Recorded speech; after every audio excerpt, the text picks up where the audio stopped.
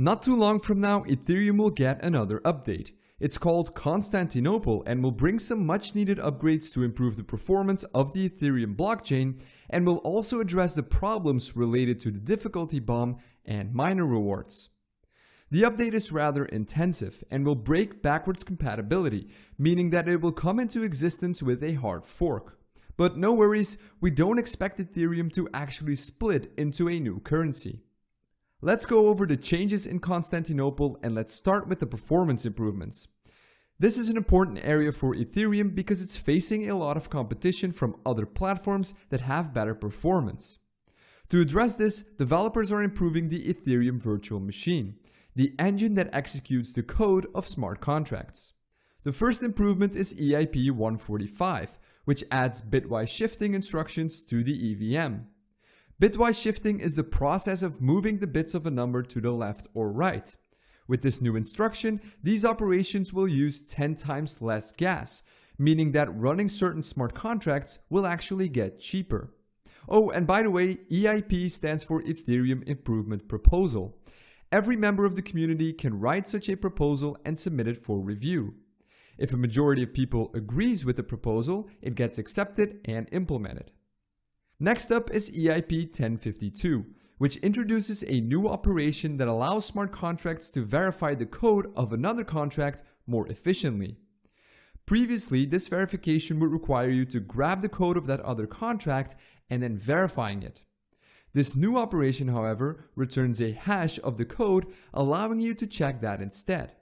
The hash of a contract is like a fingerprint. It uniquely identifies the code and cannot be forged. So EIP 145 and 1052 will make the EVM more efficient and thus make it cheaper for people to run their smart contracts on the Ethereum network. Besides performance improvements, there's also EIP 1014 that will add state channels to Ethereum. These can be compared to Bitcoin's Lightning Network and allow certain transactions to be settled away from the main blockchain. You can learn all about that in this video right here. It can greatly improve the performance and throughput of Ethereum. And then we get to a proposal that might seem a bit weird. EIP 1234 is about delaying the difficulty bomb and reducing the block reward. So what's the difficulty bomb and why would we want to reduce the block reward? Let's start with the block reward. Up until now, miners on the Ethereum network get 3 Ether when they mine a new block. This is called the block reward. A new block is created roughly every 15 seconds, meaning that every day there are 5,000 to 6,000 new blocks added. With a block reward of 3 Ether, that results in 15,000 to 18,000 new Ether being added to the total supply. And this can become a big issue, because the ever-growing supply of Ether puts the price under pressure. You see, if something is scarce, it increases in value, but if something is available in abundance, it decreases. In case of a cryptocurrency, it can push people towards selling their coins because they decrease in value.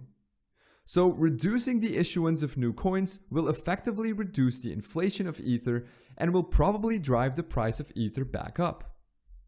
It will also attract new investors because they know that the value will be more stable. So reducing the block reward makes a lot of sense. Bitcoin has a similar but completely automated mechanism where the issuance is halved every 210,000 block, again trying to make the resource more scarce. Some people suggested to reduce the issuance even further to 1 Ether. While it would likely push the price even higher, miners would earn a lot less. And that's a potential issue because the network needs the miners to secure the platform. If a lot of miners stop mining Ethereum, it could weaken the network and make it vulnerable to attacks. So instead, a more conservative reduction in block reward was chosen in the hope that most miners will stick around. EIP 1234 also wants to reduce the difficulty bomb. So what's that all about?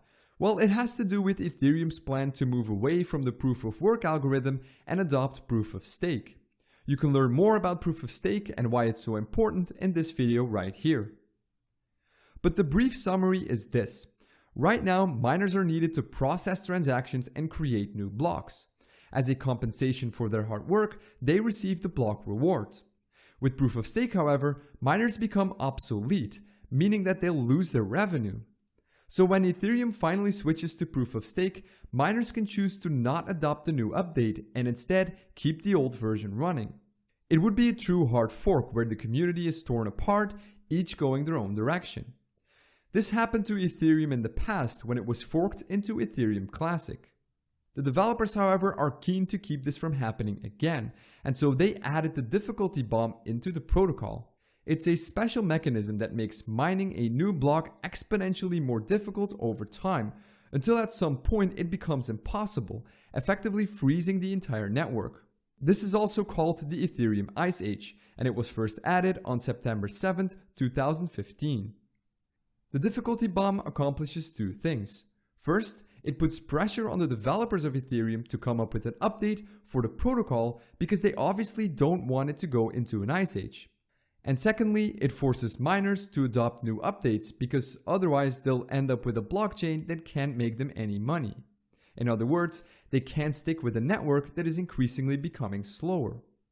The difficulty bomb is a great idea, but not perfect. After the original introduction in 2015, the plan was to make the network almost unusable by the end of 2016. The idea being that the switch to proof of stake would have been made by that time. But obviously that did not happen. Developers don't want to rush the Casper update, the one where they'll introduce and adopt proof of stake. They want to make sure that the new protocol is as safe as the old one. So the difficulty bomb has been delayed a few times, including now with the Constantinople update. It's still there waiting to put pressure on developers and miners, but for now it is diffused, giving everyone a bit more time. So that was a bird's eye view of Ethereum's upcoming update. It's planned to be released at the end of October, but that might still be postponed. That was it for this video. If you liked it, hit the thumbs up button and consider getting subscribed. And as always, thank you very much for watching.